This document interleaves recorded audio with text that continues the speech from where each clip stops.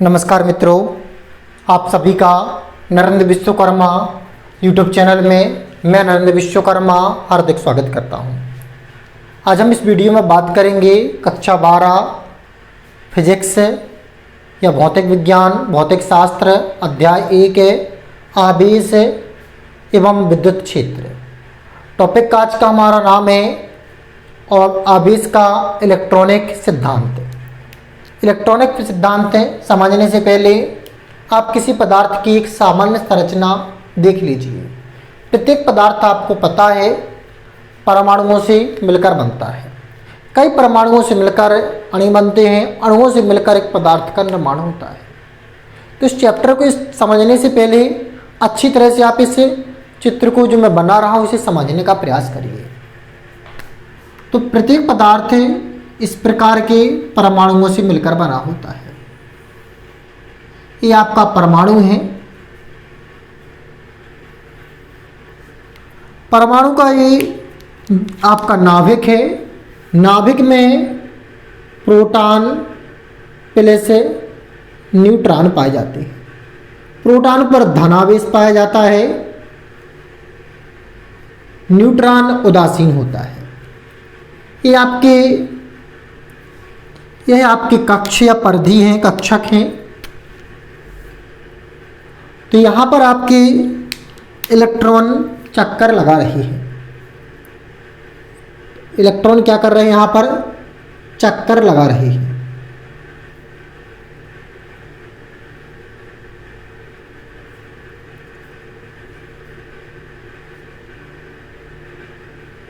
एक बात हमेशा याद रखें, जितने प्रोटॉन इलेक्ट्रॉन परिधियों पर होते हैं, कक्षों में होते हैं, नाभिक में ही भी उतने प्रोटॉन होते हैं। अब जैसे कि आपने देखा, हमने अभी इसमें 4 इलेक्ट्रॉन यहाँ पर बना दिए। 4 इलेक्ट्रॉन हम यहाँ पर बना रहे हैं।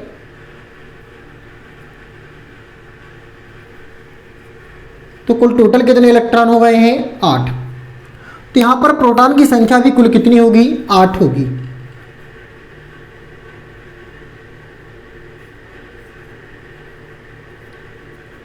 या हम यहाँ पर शॉर्ट में लिख दे रहे हैं 8 प्रोटॉन और 8 न्यूट्रॉन। हमेशा याद रखिए, प्रोटॉन पर धनावेश, इलेक्ट्रॉन पर ऋणावेश, न्यूट्रॉन उदासीन होता है।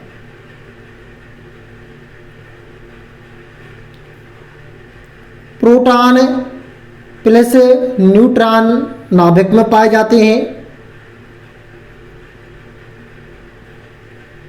इलेक्ट्रॉन परमाणु के कक्ष में चक्कर लगाता है या परिधि पर पाए जाते हैं।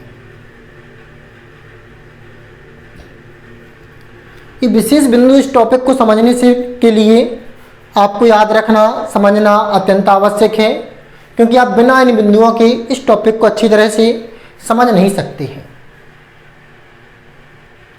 तो एक बार पुनः इस टॉपिक को समझते हैं। प्रत्येक पदार्थ परमाणुओं से मिलकर बना होता है, परमाणु अणु से मिलकर बने होते हैं। प्रत्येक परमाणु में के नाभिक में प्रोटॉन और न्यूट्रॉन पाए जाते हैं। प्रोटॉन पर धनावेश होता है, इलेक्ट्रॉन पर ऋणावेश होता है और न्यूट्रॉन उदासीन होता है। प्रोटॉन और न्यूट्रॉन नाभिक में पाए जाते हैं, इलेक्ट्रॉन परिधि में पाए जाते हैं। हमेशा एक चीज़ याद रखिए, प्रोटॉन और इलेक्ट्रॉन की संख्या आपस में बराबर होती है। किसी परमाणु में जितने प्रोटॉन होंगे उतने उस परमाणु में इलेक्ट्रॉन होंगे। यदि हम कहें कि किसी परमाणु में प्रोटॉन की संख्या 18 है तो उसमें इलेक्ट्रॉन की संख्या कितनी होगी? तो इलेक्ट्रॉन की संख्या भी कितनी होगी? 18 है। तो ये आपको याद रखना है। यदि आपने ये याद रख लिया तब आपका ये आवेश उत्पत्ति का इलेक्ट्रॉनिक सिद्धांत है लगभग आपको समझ में आ चुका है। यदि आपने इस डायग्राम को अच्छी तरह से देखा है, साथ में हमने जो जानकारी दी है इसे आपने समझा है, तब आपने आवेश उत्पत्ति का इलेक्ट्रॉनिक सिद्धांत आधा समझ लिया है। तो एक बार इस चित्र को आप स्क्रीनशॉट ले लीजिए। वैसे अभी हम इसके माध्यम से आपको समझाएंगे, तब इस चैप्टर को मांगे समझते हैं। अच्छे से सुनिएगा। एक परमाणु, चूँकि हम जानते हैं प्रत्येक पदार्थ परमाणुओं से मिलकर बना होता है, जैसे कि हमने प्रारंभ में कहा था। चूँकि हम जानते हैं प्रत्येक पदार्थ परमाणुओं से मिलकर बना होता है। परमाणु के केंद्र में, परमाणु का केंद्र धनावेशित होता है, जिसमें प्रोटॉन व न्यूट्रॉन पाया जाता है। हमने आपको यही समझाया था। क्योंकि हम जानते हैं प्रत्येक पदार्थ परमाणुओं से मिलकर बना होता है। परमाणु का नाभिक धनावेशित होता है। परमाणु के नाभिक में प्रोटॉन व न्यूट्रॉन पाया जाता है। प्रोटॉन पर धनावेश का होता है, न्यूट्रॉन उदासीन होता है। परमाणु की कक्षा के, परमाणु के नाभिक के चारों ओर परिधि में इलेक्ट्रॉन चक्कर लगाते हैं। परमाणु के नाभिक के चारों ओर कक्षाओं में इलेक्ट्रॉन चक्कर लगाते हैं। एक इलेक्ट्रॉन पर उतने ही ऋण होते हैं जितने प्रोटॉन पर धन होते हैं। अर्थात इलेक्ट्रॉन की संख्या, इलेक्ट्रॉनों पर ऋण आवेश की संख्या प्रोटॉन पर धन आवेश की संख्या के बराबर होती है। इलेक्ट्रॉन पर ऋण आवेश की संख्या प्रोटॉन के धन आवेश की संख्या के बराबर होती है। अतः परमाणु उदासीन होता है। एक बार पुनः देखिए, क्योंकि हम जानते हैं प्रत्येक पदार्थ परमाणुओं से मिलकर बना होता है। परमाणु के नाभिक धनावेशित होता है, जिसमें प्रोटॉन व न्यूट्रॉन पाया जाता है। प्रोटॉन पर धनावेश होता है, न्यूट्रॉन उदासीन होता है। परमाणु में नाभिक के चारों ओर परिधि या कक्षाओं में इलेक्ट्रॉन चक्कर लगाते हैं। एक इलेक्ट्रॉन पर उतने ही ऋण आवेश होते हैं जितने कि प्रोटॉन पर धन आवेश होते हैं। अर्थात परमाणु में इलेक्ट्रॉन पर उपस्थित ऋण आवेश की संख्या प्रोटॉन पर उपस्थित धन आवेश की संख्या के बराबर होती है। एक बार पुनः सुनिए, क्योंकि हम जानते हैं प्रत्येक पदार्थ परमाणुओं से मिलकर बना होता है। प्रत्येक परमाणु के नाभिक में प्रोटॉन व न्यूट्रॉन पाया जाता है, जो धनावेशित होता है, या प्रत्येक परमाणु के का नाभिक धनावेशित होता है, जिसमें प्रोटॉन व न्यूट्रॉन पाया जाता है। प्रोटॉन पर धनावेश होता है, न्यूट्रॉन उदासीन होता है। प्रत्येक परमाणु की नाभिक के चारों ओर की कक्षाओं में इलेक्ट्रॉन चक्कर लगाते हैं। एक इलेक्ट्रॉन पर ऋण आवेश की संख्या प्रोटॉन पर उपस्थित धन आवेश की संख्या के बराबर होती है। या इलेक्ट्रॉन पर उतने ही ऋण आवेश होते हैं जितने कि प्रोटॉन पर धन आवेश। अर्थात इलेक्ट्रॉन पर ऋण आवेशों की संख्या प्रोटॉन की धन आवेशों की संख्या के बराबर होती है। अतः परमाणु उदासीन होता है। यहाँ तक आपने उम्मीद करता हूँ कि अच्छी तरह से समझा होगा। तो देखें, आपने यदि स्क्रीन पर अच्छी तरह से देखा होगा तो हमने नाभिक की बाहर दो कक्षाएं या बनाई हुई हैं। तो जो अंदर की कक्षा होती है कि इलेक्ट्रॉन है, इन इलेक्ट्रॉनों को बद्ध इलेक्ट्रॉन कहती है। ये जो बाहर के इलेक्ट्रॉन होते हैं इन्हें मुक्त इलेक्ट्रॉन कहते हैं। अब इन्हें बद्ध इलेक्ट्रॉन क्यों कहते हैं? क्योंकि यह नाभिक से अत्यधिक ऊर्जा से बंधी होती हैं। और इन्हें मुक्त इलेक्ट्रॉन क्यों कहते हैं? क्योंकि यह नाभिक से दूर होते हैं, जिनमें क्षीण बंधन बल पाया जाता है और आसानी से यदि कोई आकर्षित करने वाला परमाणु मिल जाता है तो ये मुक्त हो जाते हैं। इस कारण से इन्हें मुक्त इलेक्ट्रॉन कहती है।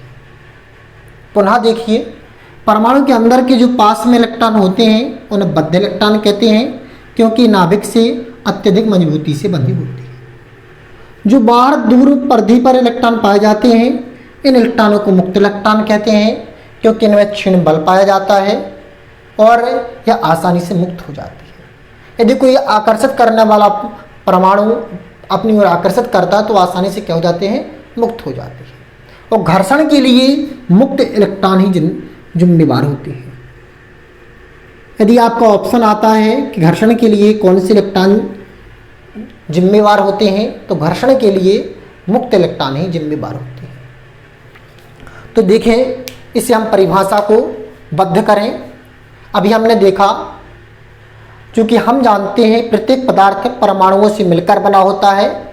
परमाणु का जो नाभिक होता है वह धनावेशित होता है। ये क्या है आपका नाभिक।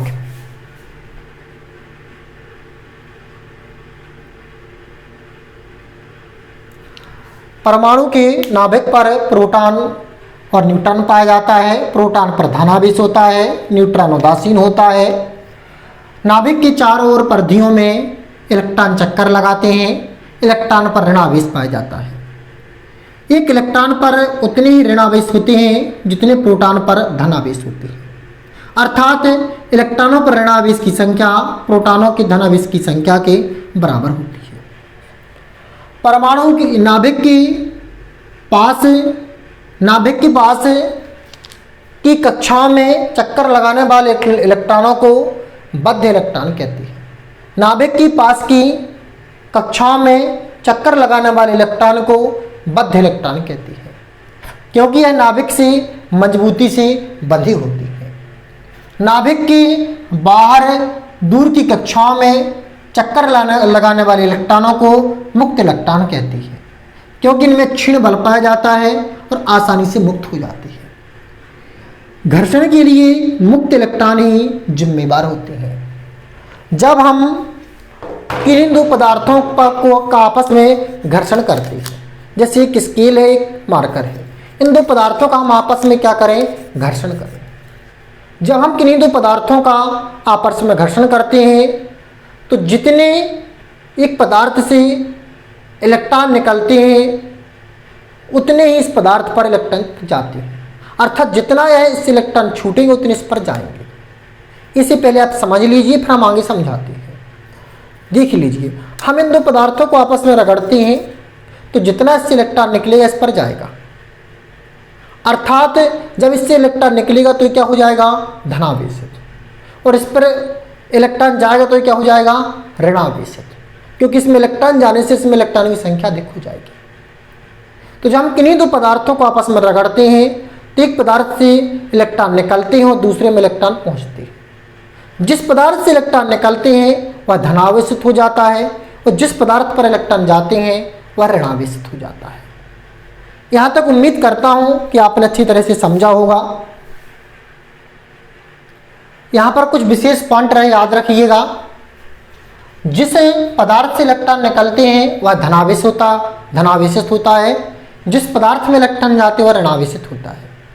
जिन दो पदार्थों को आपस में हम रगड़ते हैं उनमें बराबर प्रकृति का आवेश पाया जाता है। जितना इसमें आवेश होता है उतना इसमें विपरीत आवेश होता है। ये तीन विशेष पॉइंट याद रखिए। अब जो हमने पूरा समझा है एक बार उसे क्रमशः देखते हैं, फिर आपसे हम आंसर पूछते हैं। क्योंकि हम जानते हैं प्रत्येक पदार्थ परमाणुओं से मिलकर बना होता है। परमाणु का जो नाभिक होता है वह धनावेशित होता है। नाभिक में प्रोटॉन व न्यूट्रॉन पाया जाता है। प्रोटॉन पर धनावेश होता है, न्यूट्रॉन उदासीन होता है। परमाणु की बाहर नाभिक के चारों ओर कक्षाओं में इलेक्ट्रॉन चक्कर लगाते हैं जिन पर ऋणावेश पाया जाता है। एक इलेक्ट्रॉन पर उतने ही ऋणावेश होते हैं जितने प्रोटॉन पर धनावेश होते हैं।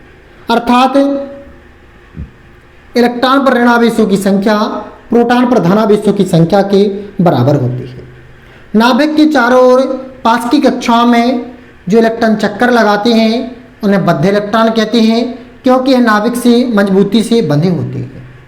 नाभिक के चारों ओर जो बाहर की कक्षाओं में चक्कर लगाते हैं इलेक्ट्रॉन उन्हें मुक्त इलेक्ट्रॉन कहते हैं, क्योंकि यह नाभिक से दुर्बल क्षीण बंध से बंधी होती है और आसानी से मुक्त हो जाते हैं। घर्षण के लिए मुक्त इलेक्ट्रॉन ही जिम्मेवार होती है। जब हम किन्हीं दो पदार्थों को आपस में रगड़ते हैं तो एक पदार्थ से इलेक्ट्रॉन निकलते हैं और दूसरे पदार्थ में इलेक्ट्रॉन जाते हैं।